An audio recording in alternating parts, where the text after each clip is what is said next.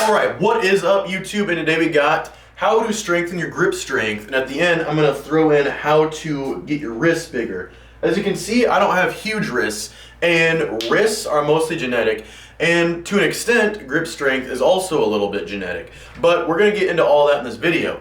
Now, grip strength is something that has recently been talked about and having a correlation with longevity. The stronger your grip strength, the longer you are supposedly going to live. But remember, that's correlation, not causation. We can explain this away in a couple ways. For instance, if you're dangling off the edge of a cliff, somebody who can hang on and hoist their body up off the edge and, crawl up to safety is going to live longer than somebody who has weak little soft hands and cannot grip the ledge and can't sustain their own body weight.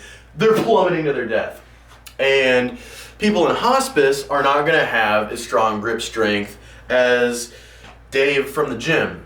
And some people are naturally more athletic. They have better genetics, better bodies. They were just birthed with better parts than everybody else. And so they might have better grip strength and a healthier overall body naturally. Somebody who's born riddled with autoimmune diseases and different health complications, they also might not have the best grip strength because, I don't know, some kind of defect in the genetics. That's not to say that you can't improve upon any of those things. It's just some people are born with different strengths than others. And lastly, grip strength is correlated with exercise. You can build some grip strength through the exercises you are doing, and there are common exercises at that. So people who have a better grip strength might also just work out more, and exercise is great for your longevity. It could even have something to do with your grip strength running hand in hand with having a larger anterior mid-cingulate cortex, which is the part of your brain responsible for will to live, which would make sense because just gripping something and holding on is kind of a tenacious thing to do. It takes some willpower, and that part of your brain has to do with overcoming different diseases and can be the deciding factor between whether you make it through a disease you're battling or not. I don't know, but it's very unlikely that just producing some crushing force with your grip strength is going to directly make you live longer. But it's the methods in which you are advancing your grip strength that can probably help you out. For instance, doing rows, deadlifts, pull-ups, those are good exercises that will make you stronger, and being stronger makes you healthier. So two important things before we get into this video. I want to say that if you don't care about grip strength for longevity reasons whatsoever, or just for the sake of having a strong grip strength, because I personally want a strong grip strength just to say that I have a strong grip strength. But if you aren't a ooga booga caveman thinker like that, then I will say that this also has a lot of carryover to athletic performance. So how much crushing force you can produce is going to carry over to squeezing out extra reps or extra weight on your other compound movements, and therefore make you all around stronger.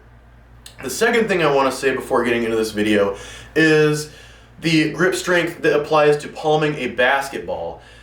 Just training raw crushing strength and grip endurance is not necessarily going to make you better at palming a basketball and therefore dunking.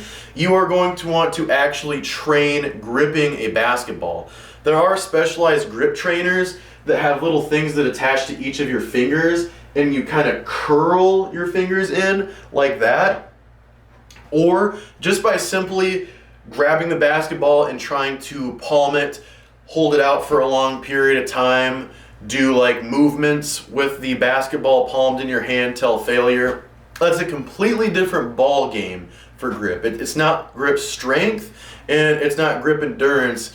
It is how good you are at gripping the basketball, and hand size will play a role in that too. But yeah, without any further ado, let's get into the video. And I'm going to shoot to make this video under 20 minutes because my videos have been running long lately. So let's jump right into it. To start off, there are two types of grip strength. There is crushing grip strength, which is how much force you can produce squeezing your hand. That is like this right here, like just squeezing. And you train this by squeezing or working out with one of these. As I just said, this is like, it's called a grip trainer. You can get one of these things. I've seen them at Goodwill, but they're not too expensive, and you would simply just do this for reps. Try to have as much force. These go up in a lot of weight. This one's 90. You can get ones that have like 200 pounds of force or something. And you just squeeze these suckers, and you do it for reps. You can also deadlift, row, and do pull-ups with resistance. That's important. So the deciding factor between grip strength and endurance is how much of your ability to lift the weight hinges on your grip strength.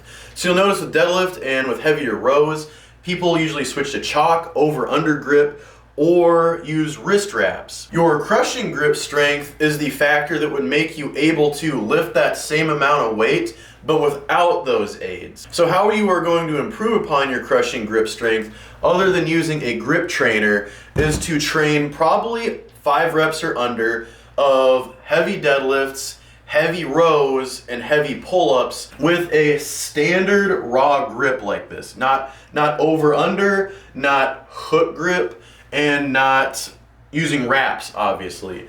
And I would even stay away from chalk because that's an extra assistance you're getting from that. So how that's going to look is maybe you're doing 4 reps, maybe you're doing 3, maybe you're only doing 1 rep of deadlifts, pull-ups, or rows, but you are going as heavy as you possibly can using good form without the assistance of added grip like wrist wraps, over under, or hook grip.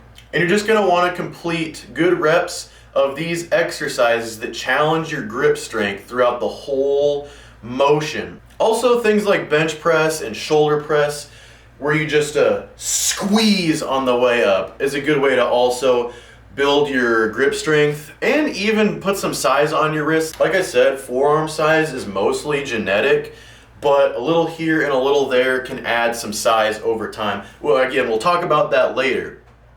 But instead of doing super grip on bench or shoulder press, do the normal grip with your thumb over your hands and just squeeze on the way up. And that will improve your grip strength a little bit because you are producing crushing force throughout the movement. So the main tip behind improving your crushing force is to just lift with the normal thumb over hand squeezing grip across the compound movements like deadlift, shoulder press, pull up, bench, and rows. And that'll get you good on the crushing strength. The other type of grip strength is grip endurance, and that's like how long you can hold on to something.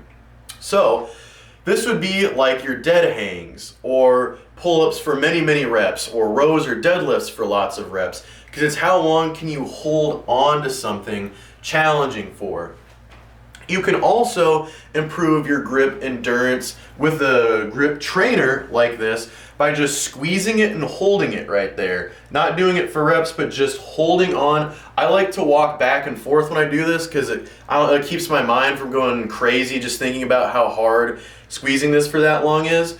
But yeah, just grab and hold. Grip it and rip it, baby. That's the whole premise behind the grip endurance, is don't let go. This is what will help you when you're dangling off of a skyscraper or a tree or a cliff or something. And another thing I forgot to mention is that to improve your crushing grip strength, you can do heavy farmer's carries over a short distance. And to work on your grip endurance, you just do farmer's carries of any weight for a really long distance. Just really trying to prolong how you can keep walking back and forth whilst holding on to that weight. What I like to do is use a plate like this and just hold on with my hands. Like not grab it, but hold on with my hands, because that's a hard type of grip strength. Not even fully wrapped around, but like pinching, you know what I'm saying?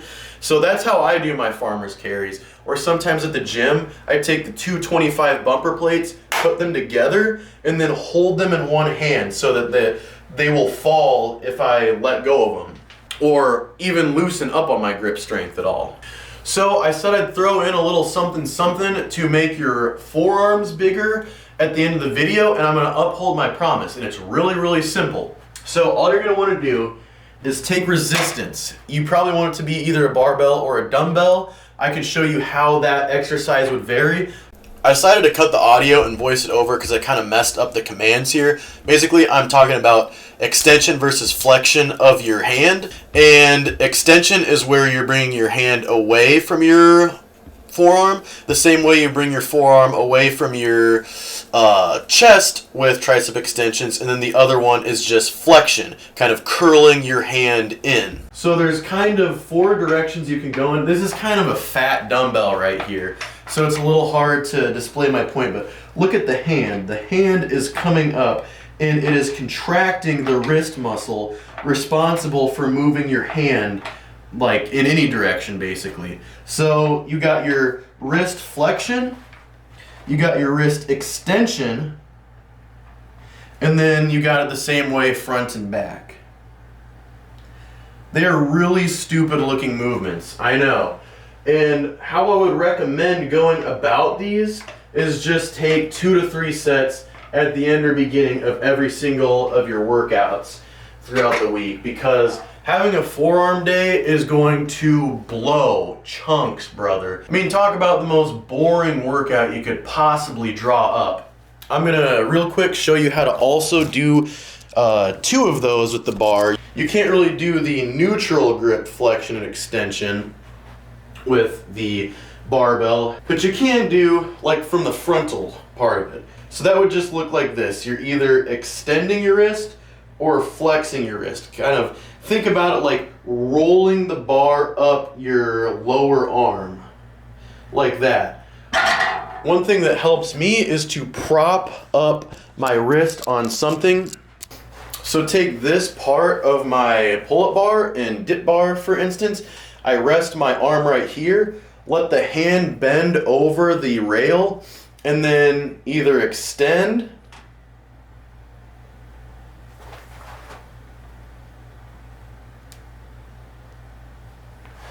or flex. So think about it as a tricep extension or bicep curl, but with the other part of your arm. Or, you know, like this, which is really hard to get a fuller range of motion on, I know. But these are the kind of unconventional methods you have to go to really girth up those forearms.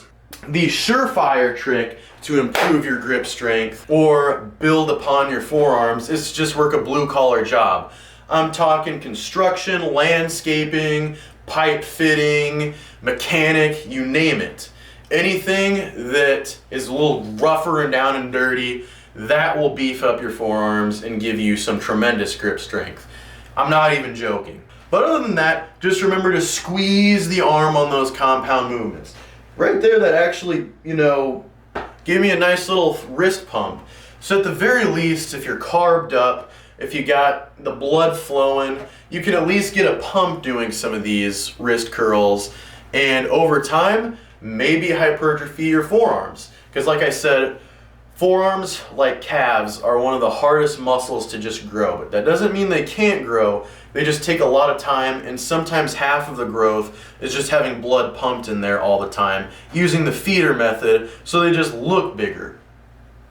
But yeah, that's mostly genetic. So, thank you guys so much for watching. I hope you guys enjoyed. Make sure to try out some of these tips and tricks and exercises. And I love you guys. God bless y'all. Peace out, and I will see y'all next time.